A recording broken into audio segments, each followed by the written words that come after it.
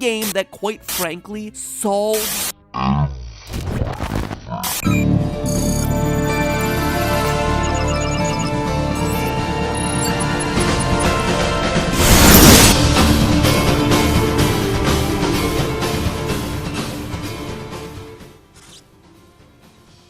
Breath of the Wild always remained an anomaly in the Zelda franchise, due to its celebration and combination of various elements of past Zelda lore, but as we enthusiasts all know, some of these elements are considered unbalanced, due to the Zelda timeline and the timeline split that occurs after Ocarina of Time.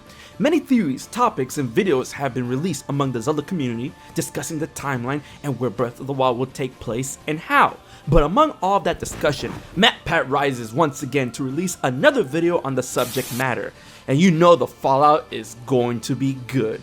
Okay, so here we go again. So MatPat from Game Theory put out another Zelda Theory video tackling the Zelda timeline and Breath of the Wild's placement within it, and we're about to tackle him.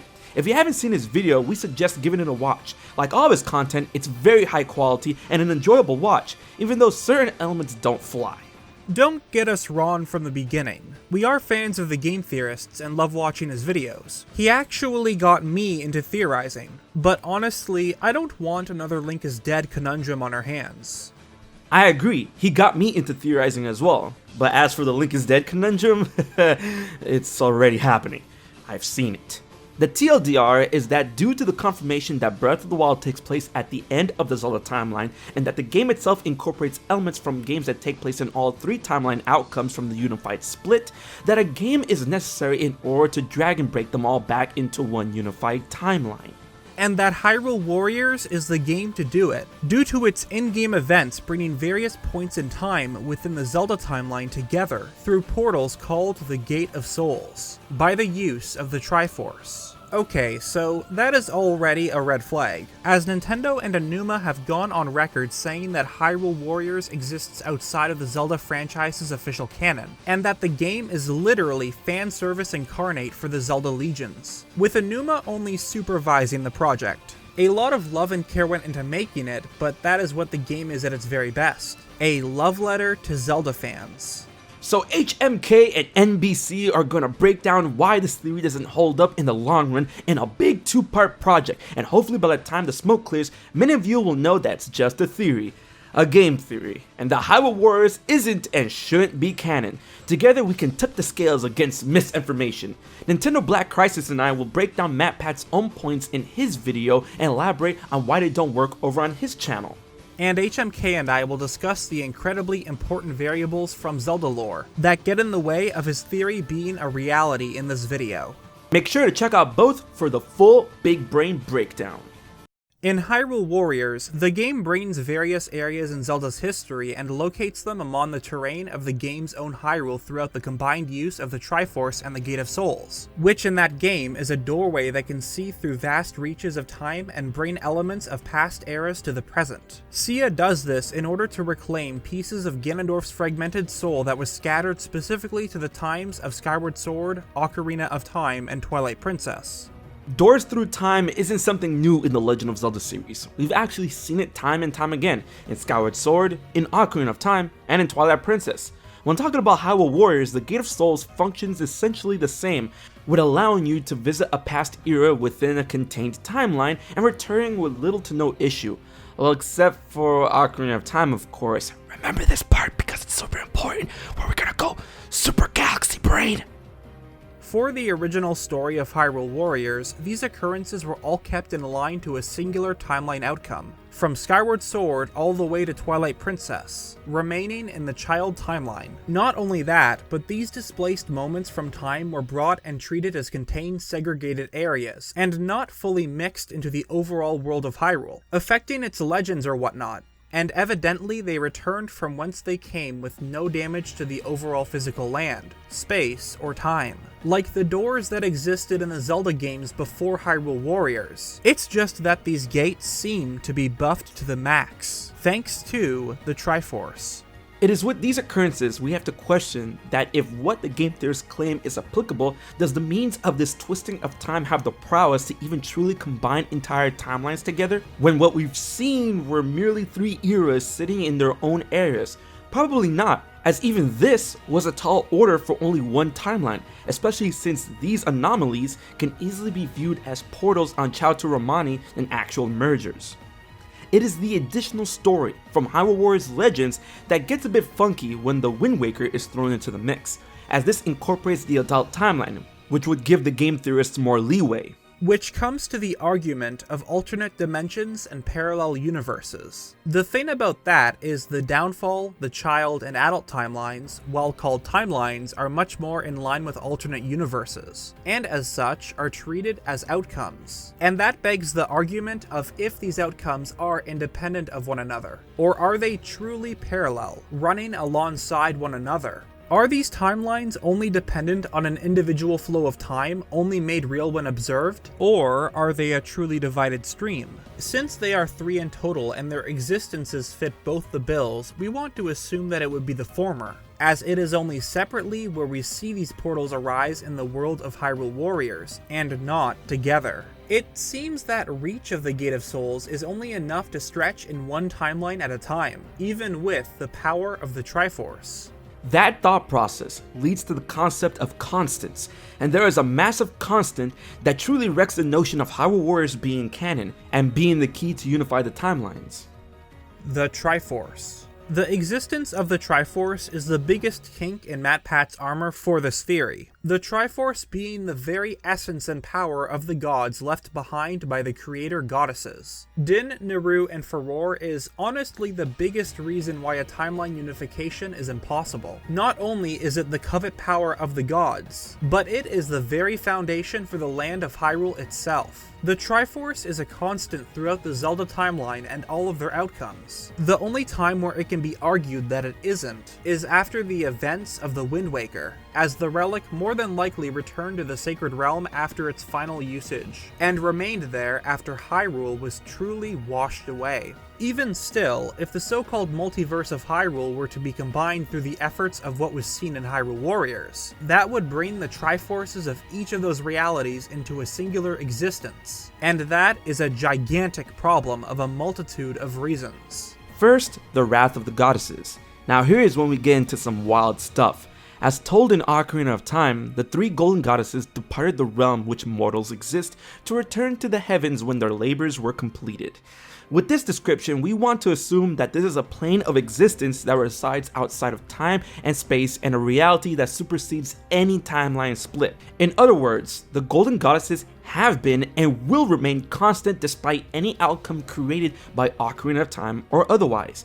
If a combination of universes were to happen that would lead to a duplication of the Triforce, we can assume that they're not gonna like that. This will lead to another descent of the gods due to whoever or whatever called for this reunification, and will lead to a lot of smiting and reworking. You know, thinking about it, that actually sounds like a really dope premise for a game. Wink wink. Even then, as the golden goddesses are viewed as completely all-powerful, the idea of them holding the timelines apart from each other isn't out of the question, as there are 3 timelines, probably each wardened by one specific goddess. Timeline of power, timeline of wisdom, and timeline of courage, anyone? That could actually explain why in Hyrule Warriors that the portals could only bring various points in time to Hyrule, but only at one timeline at a time, because the gods were only allowing that much as such.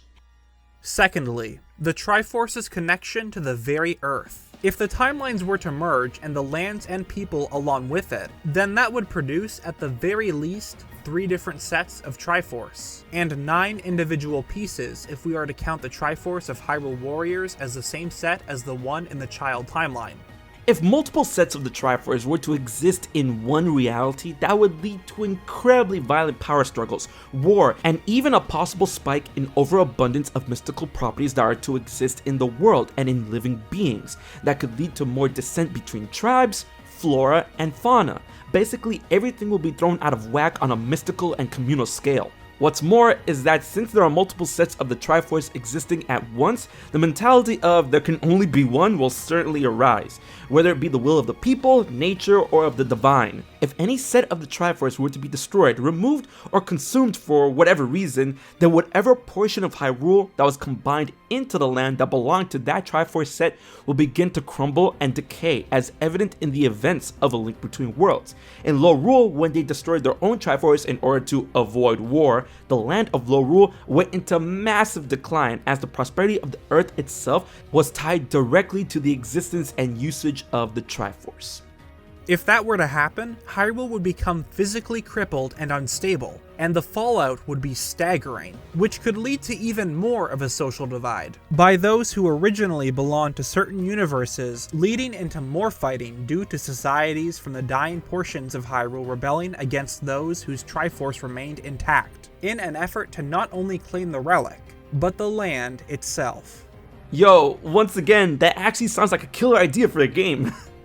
And this goes without talking about the duplicate entities that would be a part of this new merged Hyrule, as the game theorists wanted to drive home the notion that a merged multiverse would lead to the accounting of various items, legends, and beings that were present or have existed to the knowledge of Breath of the Wild. That thought process leads to an act of integration, not replacement. Multiple kingdoms, multiple heroes, so on and so forth. If we are playing around with a subject like this, cherry picking is out of the question.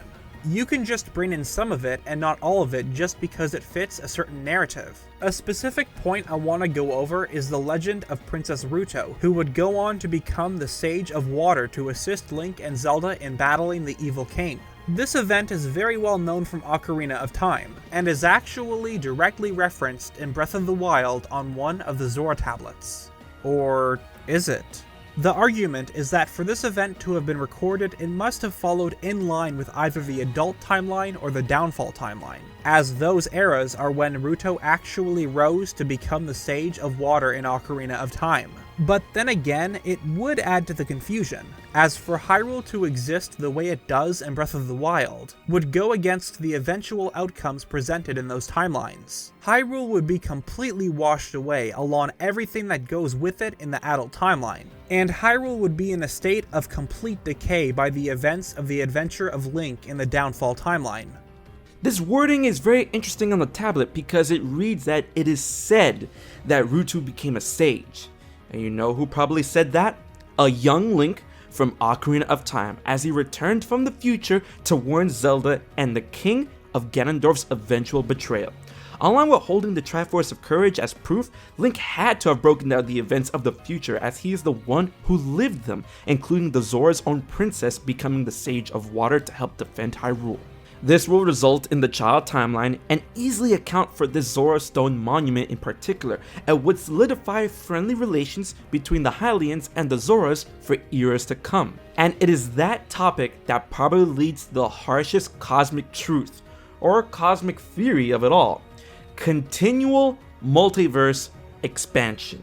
Now, the idea of the Zelda timeline split is the idea of the multiverse theory, where an outcome that takes place at one point in time, whether tampered or natural, can create an outcome, and those outcomes lead to a universe that is dictated from that possibility. It doesn't rewrite the original intended universe, but simply divides and goes off its merry way. Basically, you can't overwrite the events of time, only add to it. It is what happens in the climactic battle between Link and Ganon and its fallout that leads to 3 different outcomes of Zelda's history, leading to 3 universes. Now, if we are to apply Hyrule Warriors' approach to bringing various points of time into the current, that would lead to a catastrophic mess to what is assumed to be the child timeline. As in the game itself, the points in time were already hampered by a previous hero locking Ganondorf's soul away in fragments across time. By doing that, he already engaged in multiverse theory expansion, as those moments in time are now more branches that exist apart from the original intended universe by placing a foreign object in them. And this point is pushed even further when Sia brings those specific times to the present, as when entering those times, it already shows altered events that play out differently than their original games, meaning that those original intended universes are still continuing on their own, while these varied new occurrences are the instances that we're dealing with in Hyrule Warriors thanks to multiverse theory. They are merely altered copies of a place remaining in their own time that was never truly brought to the present. This remains true when dealing with the places of the Wind Waker being brought to the time of Hyrule Warriors, as already the tampering with that time has resulted in an alternate outcome and events for its original inhabitants. Knowing that this is the rule that other timelines must play by if we take the Hyrule Warriors approach to reunite the timelines, if we are going by using the child timeline as a base, then tampering with the adult and downfall timelines to bring them into the child timeline won't erase them and create one strong timeline. It will merely take a copy that now will forever be altered and shoved into the child timeline that will create an enormous mess of a timeline for the child era, while the adult and downfall eras will continue regardless. The child timeline will forever be tainted by this jumbled clown fiesta, and due to it being a perceived truth, due to being the natural choice by its inhabitants desiring a unified timeline from that outcome, the child timeline won't split off on its own. It'll just be bunked. That is why Hyrule Warriors isn't canon, because the stuff they play around with is literally for giggles and what if and fan service. Applying how they mess around with time and expanding on that for Breath of the Wild would lead to a headache of consequences. While the theory of timelines coming together to explain the existence of Breath of the Wild and finally place it within the timeline is a relative sound idea on notion alone, it is the incredible amount of powerful variables within the Zelda franchise that keep it from being a solid reality for now. And what was present in Hyrule Warriors is definitely not the route to take if this idea were to ever be applied. And at the end of the day, I feel that Breath of the Wild 2 will definitely give us many of the answers we need in order to really understand Breath of the Wild's own place in time and put a good portion of this debate to rest. Who knows, maybe Nintendo is actually withholding this because they know that Breath of the Wild will solve a lot of the puzzles. Hey, discussion makes sales! What we are trying to say is that Hyrule Warriors is not canon for a reason, as it would cause a complete mess for the actual Zelda timeline if they were to be compiled in the way that they play around with and that MatPat thinks is possible. Thanks for watching, everyone. I hope you enjoyed this video. Be sure to check out NintendoBlackCrisis' channel for more on the breakdown of MatPat's theory on the Zelda timeline. What did you think of the theory? Got anything to add? Leave your comments and questions below. Huge thanks to my YouTube members and Patreon supporters. You guys keep rocking. Click below to find out how you can support. As always, guys, stay hyped for the next Zelda video. We're on the road to 150 and 200k. So until then, I have been HMK, and I'll check you guys later.